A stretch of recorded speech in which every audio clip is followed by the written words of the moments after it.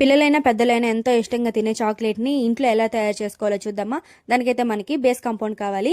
నేనైతే dark and milk కాంపౌండ్ని తీసుకున్నాను 2:1 రేషియోలో. అంటే డార్క్ ఎక్కువ మిల్క్ తక్కువలో అయితే తీసుకున్నాను. డబుల్ బాయిలింగ్ మెథడ్లో దాన్ని అయితే కరగబెట్టుకునేసాను.